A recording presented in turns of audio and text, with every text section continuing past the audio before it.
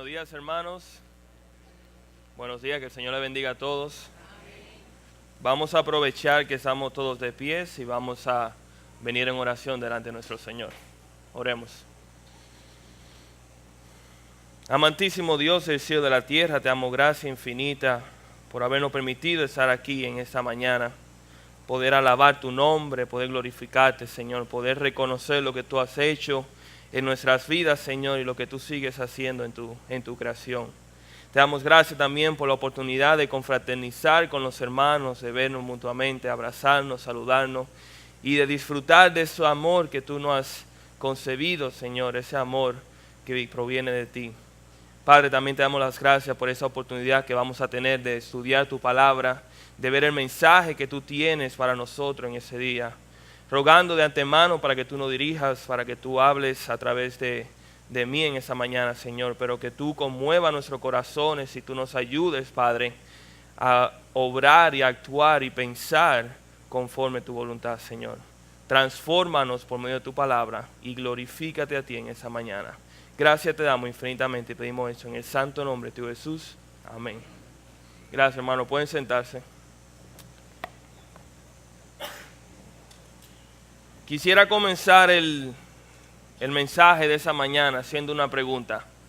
Y es una pregunta que no tienen que responder en voz alta, sino simplemente analizarlo mutuamente. Pero la pregunta es la siguiente: ¿qué es aquello que te da seguridad?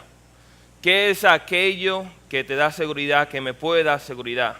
¿Qué es lo que permite que nosotros, en ese caso ustedes, pueda dormir tranquilo en la noche? ¿Acaso es el hecho de que nosotros tenemos una alarma en nuestra casa, que si entra alguien puede sonar y puede despertarnos? ¿Puede ser el hecho que en nuestro residencial hay una seguridad 24 horas al día? ¿Puede ser que nuestra propiedad, ya sea un carro o algo valioso, esté asegurado con una póliza por si acaso se extravía o es robada? ¿Puede ser que yo tenga un trabajo estable, donde tengo un ingreso mensual? O a lo mejor puede ser que mis hijos tienen una buena educación y eso es suficiente para mí. Sea cual sea la pregunta, sea cual sea la cosa, ¿qué es lo que a nosotros nos da seguridad? ¿Qué es lo que a nosotros nos da esa paz? Y puede hacer caso que alguna de las cosas que yo mencioné, a lo mejor eso no te da seguridad. Tú puedes decir en ese día: mira, Eddie, yo me acuesto todos los días preocupado porque yo no tengo esa seguridad, yo no tengo esa paz. Entonces, ¿qué debería ser? ¿Qué debería ser nuestra seguridad? ¿Acaso lo que hemos estado poniendo nuestra confianza es lo que el Señor espera de nosotros? ¿O si nosotros no tenemos paz en nuestro interior, no sentimos seguridad en nuestra vida, por qué es eso? ¿Qué es lo que nosotros estamos dejando a un lado? Y nosotros en esa mañana queremos responder esa pregunta: ¿cómo debe un cristiano enfrentar, o mejor dicho, cómo debe un cristiano sentirse seguro? Y aunque es específicamente para cristianos, aplica para todo ser humano sobre la faz de la tierra. ¿Qué es lo que nos debe dar seguridad? Y yo quiero que vayan conmigo, por favor, al libro de Jeremías, capítulo 42. Jeremías, capítulo 42. Y ese va a ser el pasaje que vamos a usar esa mañana para poder responder esta pregunta. Libro de Jeremías, capítulo 42. Y vamos a estar leyendo desde el versículo 1. Para los que toman notas, el título de este mensaje es El lugar más seguro sobre la faz de la tierra. El lugar más seguro sobre la faz de la tierra. Jeremías capítulo 42. Si alguien no tiene una Biblia, puede levantar su mano, que uno de los sugieres de llevar a uno con mucho gusto. Si no, también puede acercarse al que está al lado, que también con mucho gusto compartiría con usted. Vamos a comenzar leyendo y vamos a leer el capítulo completo, así que le pido un poco de paciencia, pero vale la pena la lectura. Jeremías capítulo 42, versículo 1 dice así: Vinieron todos los oficiales de la gente de guerra, y Johanán, hijo de Carea, Jesanías, hijo de Osaías, y todo el pueblo desde el menor hasta el mayor. Y dijeron al profeta Jeremías: acepta ahora nuestro ruego delante de ti, y ruega por nosotros a Jehová tu Dios por todo este resto, pues de muchos hemos quedado uno poco, como nos ven tus ojos, para que Jehová tu Dios nos enseñe el camino por donde vayamos, y lo que hagamos y lo que hemos de hacer. Y el profeta Jeremías les dijo: he oído He aquí que voy a orar a Jehová vuestro Dios, como habéis dicho, y todo lo que Jehová os respondiere os enseñaré. No os reservaré palabra. Y ellos dijeron a Jeremías: Jehová sea entre nosotros testigo de la verdad y de la lealtad, si no hiciéremos conforme a todo aquello para lo cual Jehová tu Dios te enviare a nosotros. Sea bueno, sea malo, a la voz de Jehová nuestro Dios, al cual te enviamos, obedeceremos, para que obedeciendo la voz de Jehová nuestro Dios nos vaya bien. Aconteció que al cabo de 10 días vino palabra de Jehová a Jeremías, y llamó a Johanán, hijo de Carea, y a todos los oficiales de la gente de guerra que con él estaban, y todo el pueblo desde el menor hasta el mayor. Y le dijo: así ha dicho Jehová, Dios de Israel, al cual me enviaste para presentar vuestro ruego en su presencia. Si os quedareis quietos en esta tierra, os edificaré y no os destruiré, os plantaré y no os arrancaré, porque estoy arrepentido del mal que he hecho. No temáis de la presencia del rey de Babilonia, del cual tenéis temor. No temáis de su presencia, dice Jehová, porque con vosotros estoy yo para salvaros y libraros de su mano. Y tendré de vosotros misericordia, y él tendrá misericordia de vosotros, y os haré regresar a vuestra tierra. Mas si dijereis: no moraremos en esta tierra, no obedeciendo así a la voz de Jehová vuestro Dios, diciendo: no, sino que entraremos en la tierra de Egipto, en la cual no veremos guerra, ni oiremos sonido de trompeta, ni padeceremos hambre, y allá moraremos. Ahora por eso, oíd la palabra de Jehová, remanente de Judá. Así ha dicho Jehová de los ejércitos, Dios de Israel: si vosotros volviereis vuestro rostro para entrar en Egipto, y entráis para morar allá, sucederá que la espada que teméis os alcanzará allí en la tierra de Egipto, y el hambre de que tenéis temor allá en Egipto os perseguirá, y allí moriréis. Todos los hombres que volvieron sus rostros para entrar en Egipto, para morar allí, morirán a espada, de hambre y de pestilencia. No habrá de ellos quien quede vivo, ni quien escape del mal que traeré sobre ellos. Porque así ha dicho Jehová de los ejércitos, Dios de Israel: como se derramó mi enojo y mi ira sobre los moradores de Jerusalén, así se ha derramado mi ira sobre vosotros cuando entrasteis en Egipto, y seréis objetos de execración y de espanto y de maldición y de afrenta, y no veréis más este lugar.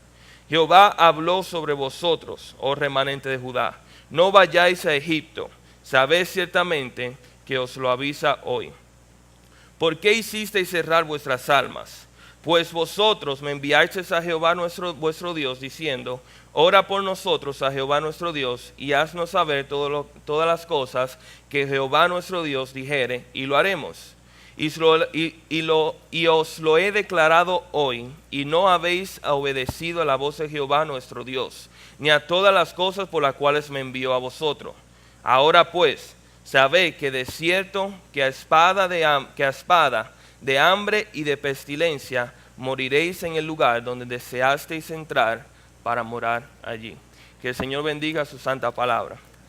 Una lectura un poco extensa, pero es imprescindible leer el capítulo completo para poder entender el escenario o el episodio que estamos presenciando.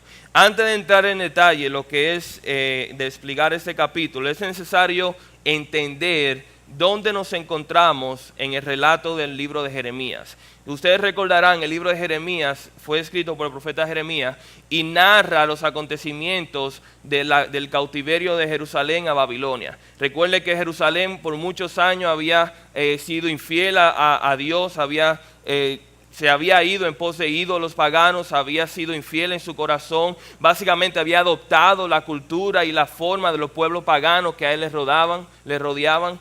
Y a cambio de eso, mejor dicho, a consecuencia de eso, Jehová mandó juicio sobre Israel, profetizando por medio de Jeremías y otro profeta que el pueblo de Israel iba a ser cautivo e iba a ir prisionero al imperio de Babilonia.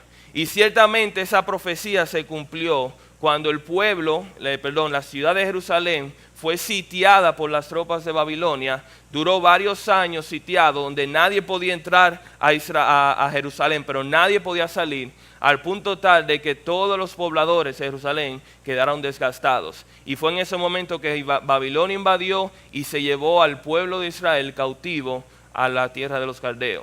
Sin embargo, se quedó un remanente en este pueblo. Hubo un remanente, un pequeño grupo que el rey Nabucodonosor permitió que se quedase en ese pueblo, en esa región. Y eso es lo que nosotros vemos en capítulo 41. Nabucodonosor, cuando se va y regresa con el pueblo cautivo, él decide poner como gobernador de esta zona a una persona que se llama Gedalías, el cual era un judío, y Nabucodonosor pone a Gedalías como gobernador de esta área de lo que era la antigua Jerusalén, para gobernar entre el remanente de Judá que había quedado.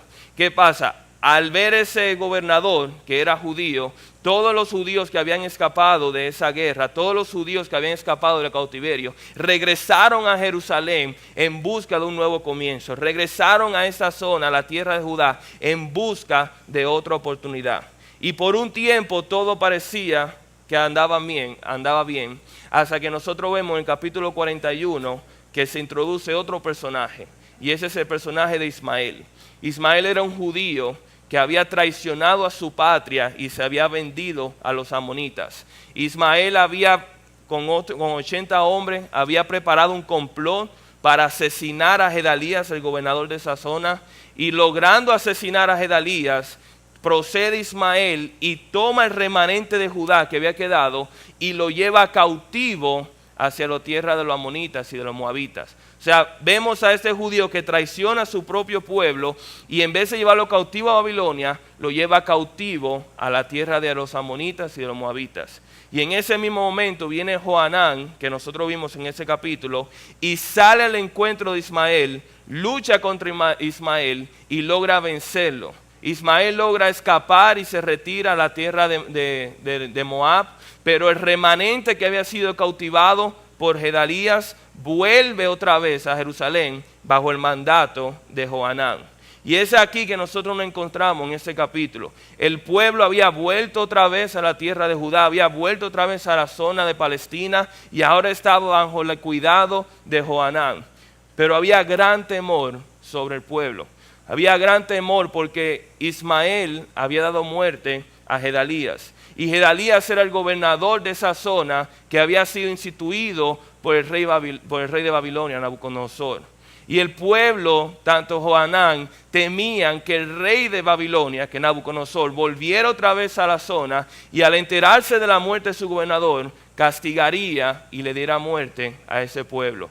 Y es por esa razón que viene entonces Johanán y todo el pueblo y todos los hombres y le piden a Jeremías que le pida a Jehová dirección para saber qué es lo que ellos tienen que hacer.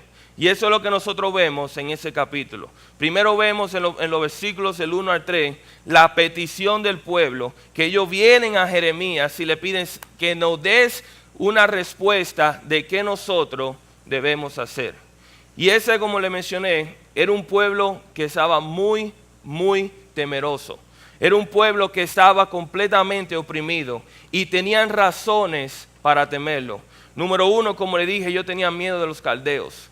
Tenían miedo del pueblo Babilonia, porque habían salido de una guerra, de un cautiverio, escaparon de un cautiverio, pero después, por la muerte de Gedalías, ellos temían que Babilonia volviera otra vez a esa zona y juzgara y condenara al remanente.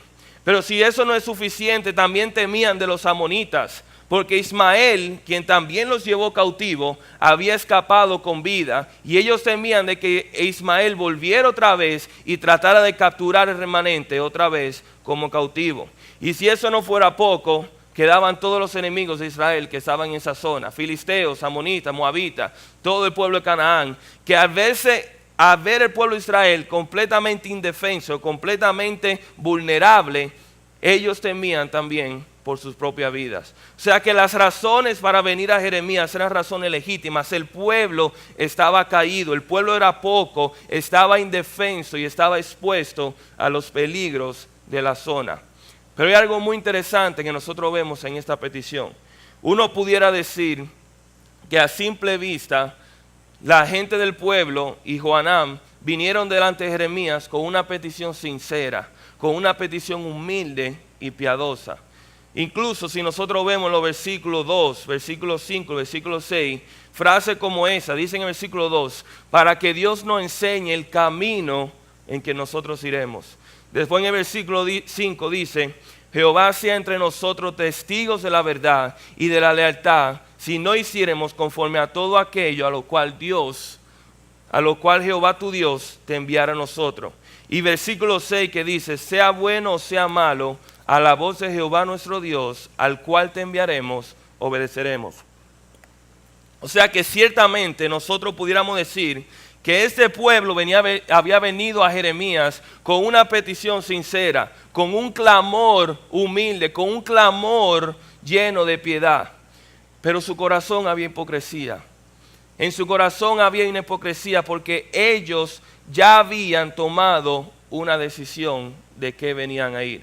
Aunque ellos estaban pidiendo por dirección a Jehová, en su corazón ya ellos habían decidido que ellos querían ir a Egipto. Y básicamente lo que estaban pidiendo a Jeremías, entre comillas, era que Dios aprobara la decisión que ya ellos habían tomado. Nosotros vemos en el capítulo 41, en los últimos 2 versículos, mira cómo dice, y fueron y habitaron en Jerut-Kimán, que está cerca de Belén. Y dice aquí la razón por qué. A fin de ir a meterse en Egipto, a causa de los caldeos, porque los temían, por haber dado muerte a Ismael, hijo de Netanías, a Gedalías, hijo de Ahicam, al cual el rey de Babilonia había puesto para gobernar la tierra. Ellos no vinieron pidiendo dirección a Jehová. Ellos en su corazón ya habían tomado una decisión, simplemente querían venir delante del Señor, aparentar buscar consejería, pero lo que ellos querían era que Dios respaldara la decisión que ellos habían tomado. Pedirle a Dios dirección después de haber tomado la decisión es pedirle a Dios que se someta a mi voluntad. Una vez que he tomado una decisión y después le pido a Dios que la bendiga, es diciéndole, Señor, ya yo tomé la decisión, yo sé que eso es lo mejor, ahora bendíceme.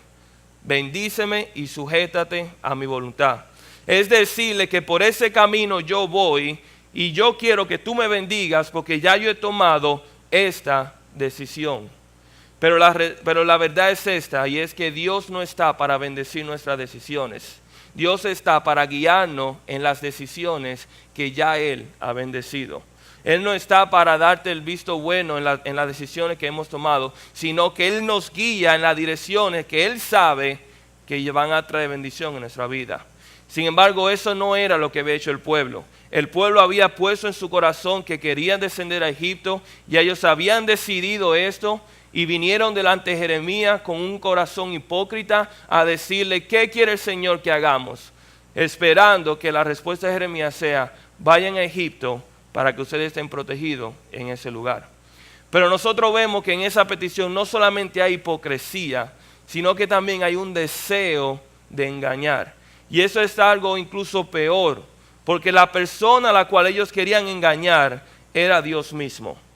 Nosotros vemos eso aquí cuando dice que ellos querían aparentar que estaban dispuestos a hacer todo lo que Dios les dijere. Sea cual sea lo que Dios nos diga, nosotros lo vamos a hacer. Y es precisamente lo que dice en el versículo 6. Miren el versículo 6, creo que dice, sea bueno, sea malo, a la voz de Jehová nuestro Dios, al cual te enviamos, obedeceremos, para que obedeciendo a la voz de Jehová nuestro Dios nos vaya bien. ¿Qué está diciendo aquí el pueblo? Mira, ve a Jehová, Jeremías, pregúntale qué es lo que nosotros tenemos que hacer, y si nos conviene o no nos conviene, no importa, nosotros obedeceremos a Jehová. Y aquí nosotros vemos la intención de engaño, la intención de convencer y engañar a este pueblo. De hecho, Jehová, conociendo los corazones de cada uno de nosotros, Él sabía las intenciones de su corazón.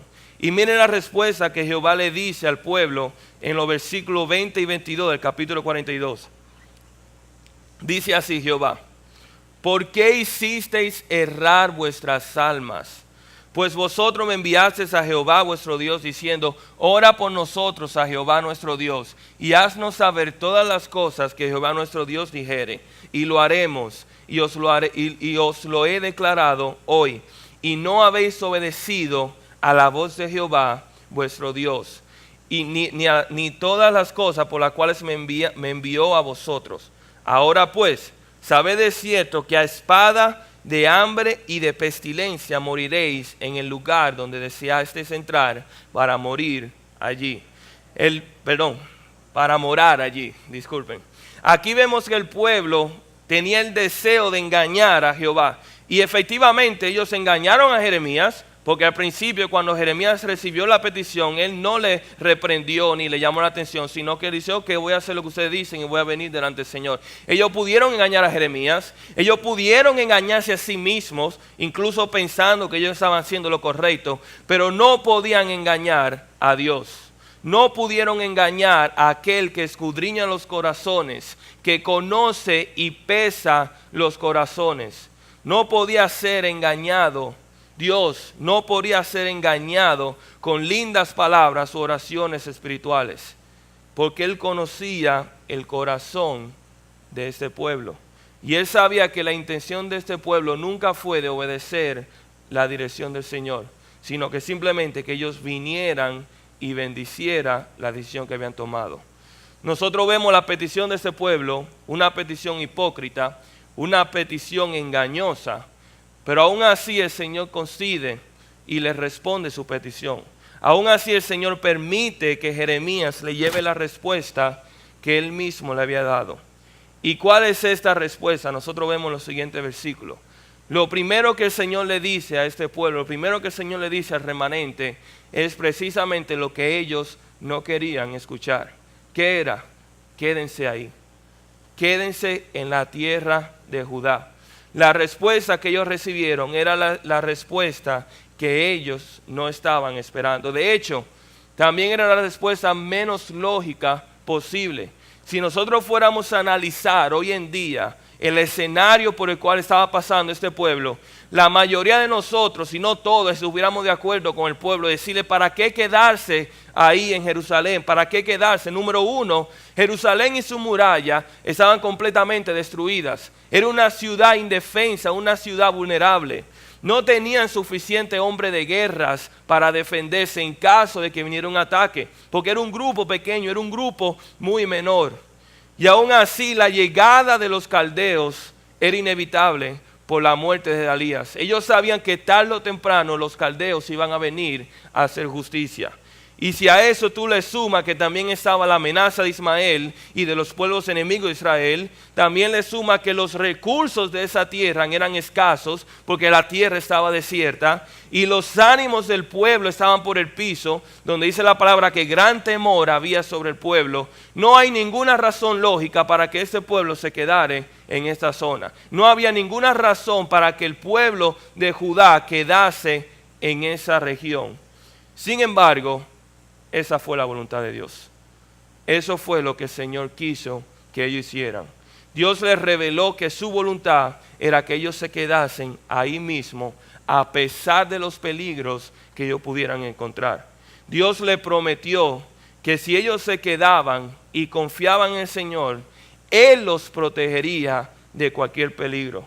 De hecho, mira cómo dice en el versículo 10, dice que Él os prometió. En el versículo 10 dice que si os quedareis quietos en esta tierra, os edificaré y no os destruiré. Os plantaré y no os arrancaré, porque estoy arrepentido del mal que he hecho.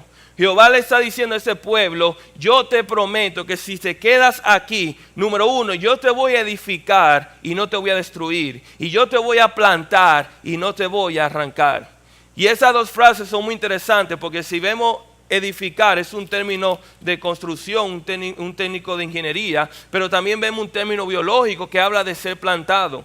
Y la idea que está diciendo es que tú vas a ser edificado de manera que cualquier ataque que venga hacia ti, tú vas a poder soportarlo. Pero no solamente tú vas a estar fortalecido, sino que tú vas a estar afincado en una sólida base que es la que yo te voy a plantar. El Señor le está prometiendo a este pueblo que si ellos se quedan, si ellos se quedaban, iban a ser guardados. Y por último le dice, porque yo he cambiado mi parecer, porque yo me he arrepentido.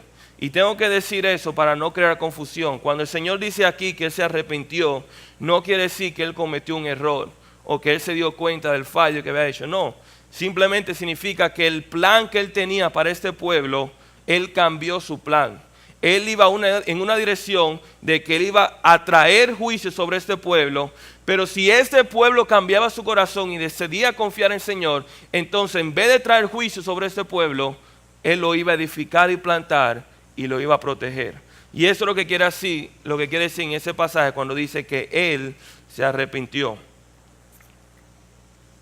¿Qué es lo que Dios nos está diciendo aquí? Él está diciendo al pueblo que esa es mi voluntad, que ustedes se queden aquí, donde yo, Jehová, los protegeré y donde yo, Jehová, los prosperaré. Este es el lugar más seguro para ustedes. Este es el lugar más seguro para ustedes. Cuando yo estaba meditando sobre este pasaje, me llegó la historia de un misionero, el cual el Señor lo había llamado a ir a predicar el evangelio a una jungla. Era una jungla completamente hostil, donde su vida corría gran peligro de ser maltratado, de ser capturado y hasta de perder su vida. Y era un ambiente completamente hostil. Y yo recuerdo la historia de ese misionero diciendo que muchas de las personas, cuando se enteraron de su decisión, trataron de convencerle diciéndose que no vaya para allá, que cómo va a ser que pone su vida en peligro, que es casi seguro que él va a morir si decide irse a esa jungla. Sin embargo, él decía, ese es donde el Señor quiere que yo vaya. Esa es la voluntad del Señor y yo sé que el lugar más seguro en el que yo voy a estar va a ser en esa jungla. Y si yo me quedo aquí en los Estados Unidos, si yo me quedo aquí en mi casa, yo voy a correr mayor peligro que si yo no voy a la jungla, porque yo estoy huyendo de la voluntad del Señor. ¿Qué es lo que le está diciendo el Señor a Israel? El lugar más seguro para ustedes, el lugar más seguro en la faz de la tierra para Israel, para ti, para mí, es dentro de la voluntad del Señor. No es en una ciudad fortificada, no es en una tierra próspera, no es donde haya protección 24/7. El lugar más seguro sobre la faz de la tierra es dentro de la voluntad del Señor. Y esa promesa que el Señor le hizo a Israel tenía una condición, y es que ellos debían confiar y tener fe en Dios. ¿Y qué quiere decir eso de tener fe en el Señor? Básicamente lo que Dios está diciendo es, yo quiero que ustedes confíen en mí. No confíen en la misericordia del rey, no confíen en su capacidad de defenderse, no confíen en cualquier otra cosa que no sea yo, sino que confía en mí. Nuestra fe debe estar solo en Dios y no en las herramientas que Dios usa para protegernos. Y eso es lo que Dios quería que el pueblo de Israel entendiera. Lamentablemente, hoy en día, y eso ya trayendo una aplicación propia, muchas veces nosotros nos desviamos o nos descuidamos y tenemos una tendencia a poner nuestra confianza en las herramientas que Dios usa para protegernos. A veces ponemos nuestra confianza o seguridad en el hecho de que nosotros tenemos un ahorro financiero, o nuestra seguridad está en el que yo tengo un vehículo asegurado, o en la verja o los hierros que puede tener mi casa, o en las autoridades en las cuales yo vivo, o las influencias en las autoridades que yo pueda tener. Puede incluso ser una confianza, una seguridad en un ser querido que yo sé que es mi padre o que mi esposo, mi esposa siempre va a estar ahí para defenderme. O puede incluso ser otra cosa que no sea Dios. Pero lo que Dios está diciendo es que nuestra seguridad debe estar solamente en Dios. Vale la pena recalcar algo. Eso no nos está diciendo que debamos ser tampoco descuidados. No está diciendo que nosotros salgamos por la calle completamente descuidados, confiando en el Señor de que Él nos va a proteger. No, el Señor espera de nosotros que seamos precavidos. De hecho, Jerusalén, que era la ciudad, la capital de Israel, era una ciudad con muralla. Era una ciudad amurallada y no era por decoración, sino era para defenderse. Pero el punto es que no podemos poner nuestra confianza de seguridad en estas cosas, sino más bien descansar completa y únicamente en nuestro Señor. Y eso es lo que el Señor le está diciendo a Israel. Quédense aquí, quédense en Judá y confíen en mí. El lugar más seguro para Israel, el lugar más seguro para ellos y para ti y para mí, es dentro de la voluntad del Señor. Por falta de tiempo no vamos a leerlo, pero yo le aliento a que cuando lleguen a su casa, tienen tiempo, léanse el Salmo 3. El Salmo capítulo 3 habla claramente de esa seguridad que el Señor pone sobre nosotros. No lo que nos rodea, no las cosas que nos dan seguridad, sino la seguridad que solo proviene de Dios. Sin embargo, en esa respuesta que Jehová le dio al pueblo, al remanente de Judá, nosotros vemos que Él no solamente dio una promesa, que si ellos se quedaban en esa tierra, Él lo iba a proteger, pero también vemos que Él le dio una advertencia. ¿Y cuál fue esa advertencia? De que no descendieran a Egipto. Lo que su corazón anhelaba, lo que ellos habían planeado, el Señor le dice, no desciendan a Egipto. Y eso es muy interesante, porque si nosotros dijimos ahorita que lo menos lógico, la decisión más, por decirlo así, imprudente, era quedarse en Judá, nosotros pudiéramos también decir que la decisión más lógica y la decisión más sabia hubiera sido que el pueblo descendiera a Egipto. Eso a simple vista podemos decir que era la decisión más sabia que el pueblo pudo haber tomado. ¿Por qué? Sencillo, Egipto era una potencia, era una nación estable, era una potencia en aquel entonces, era un imperio. Egipto disfrutaba de un ejército que podía defenderlo, pero también disfrutaba de una paz. Egipto disfrutaba de prosperidad, de un porvenir, de una oportunidad para poder avanzar. Y si eso no es suficiente, Egipto también disfrutaba, o pudiéramos decir, una de las ventajas de Egipto es que estaba lejos de Babilonia. Estaba mucho más lejos geográficamente de los caldeos, por ende las probabilidades de que los caldeos regresaran a Egipto eran mucho menores. Egipto tenía todas las cualidades para que el pueblo vaya y se refugiara en ese sitio. Sin embargo, no era la voluntad del Señor. Y el hecho de que el pueblo de Israel, el remanente, fuera a Egipto, implicaría que ellos le dieran la espalda a Jehová. Si ellos decidían ir a Egipto, a pesar de oír las promesas de Jehová, a pesar de oír de cómo el Señor lo iba a proteger, si el remanente decidía ir al Egipto, lo que estaba haciendo era dando la espalda a Jehová. Básicamente lo que le estaban diciendo es: Dios, yo no confío en ti.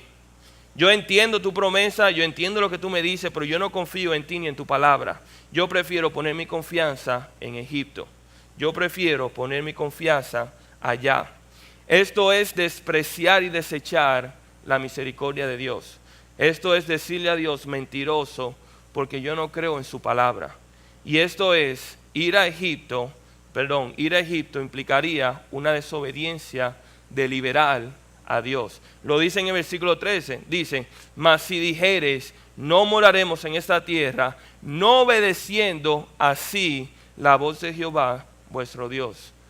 Ir a Egipto implicaría una desobediencia a Dios y a la voluntad del Señor. Pero ¿por qué Israel iría a Egipto?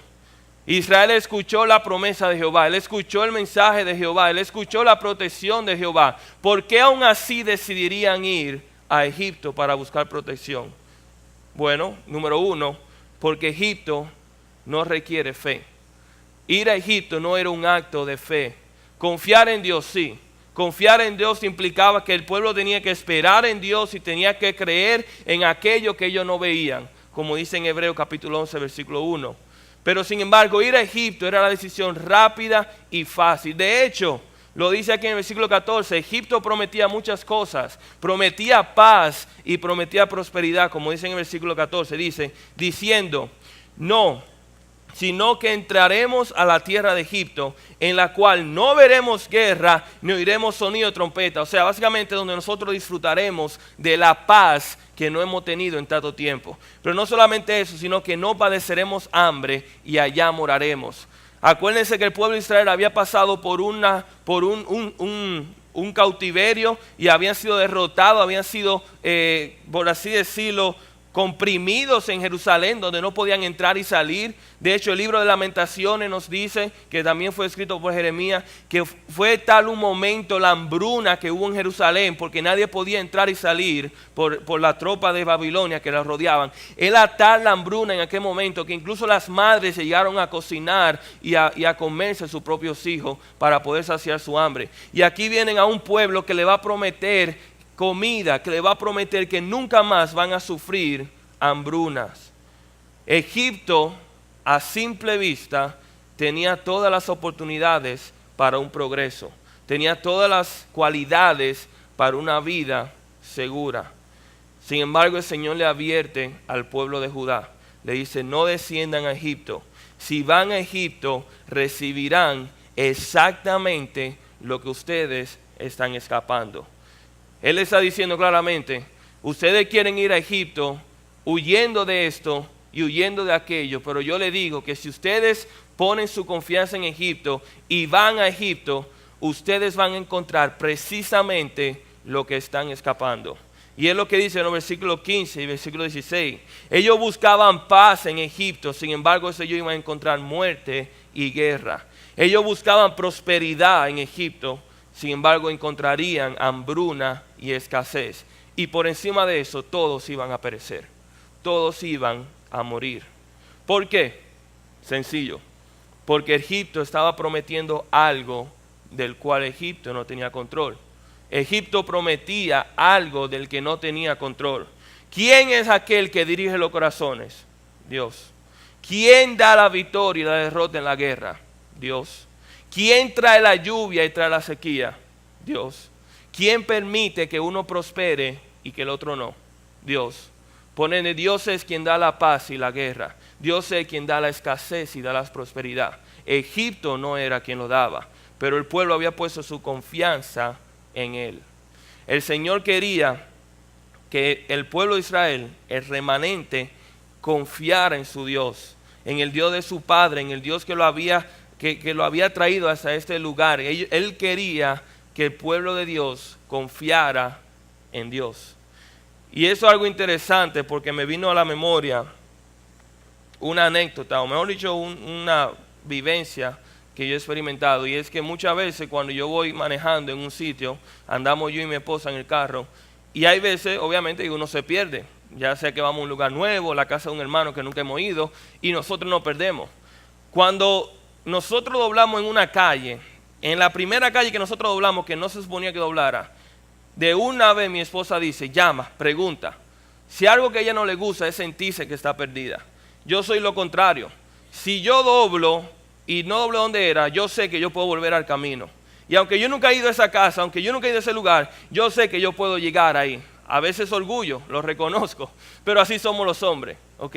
No queremos pedir direcciones, siempre es la última opción.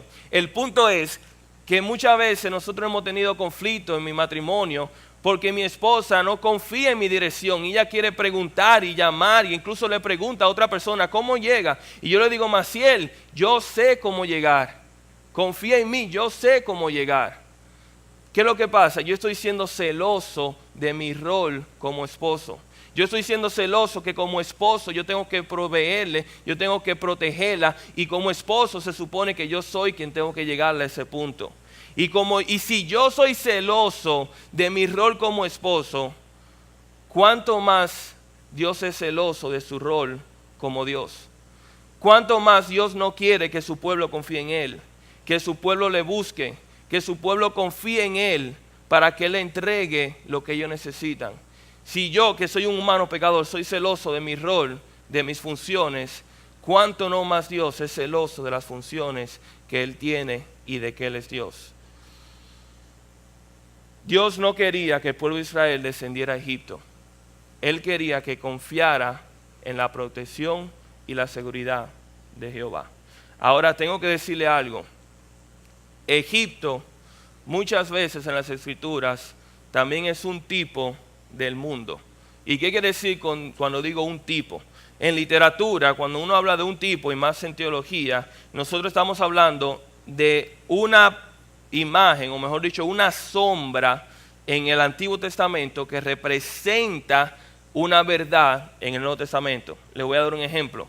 El templo de Dios o el tabernáculo era un tipo de nuestro cuerpo, que vendríamos a ser templo del Espíritu Santo. Otro ejemplo, Israel cuando estaba en Egipto.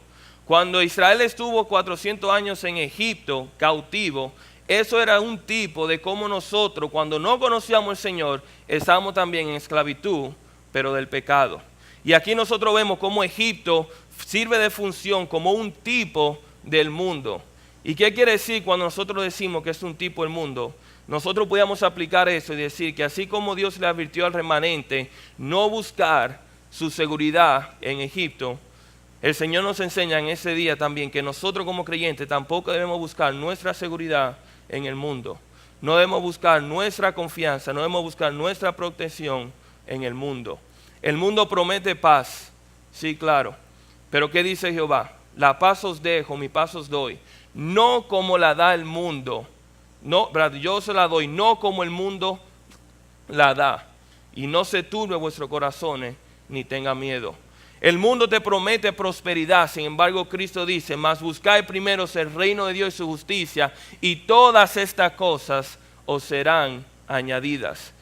El Señor espera de nosotros que confiemos en su seguridad y en su protección, y no hagamos como hacía el pueblo de Israel, que deseaba ir a Egipto, deseaba ir al mundo, buscando la protección que solamente podía ser encontrado en Jehová, que solamente podía ser encontrado en Dios.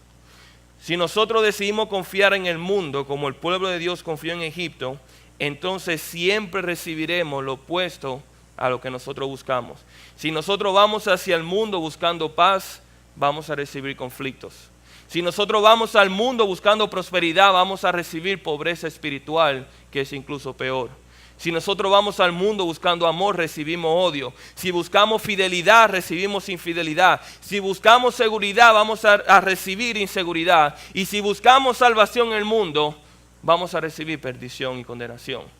No podemos buscar en el mundo lo que solamente Dios nos puede entregar. Y este fue el mensaje que Jehová le dio al pueblo de Israel. Este fue el mensaje que Jehová le dio a su remanente.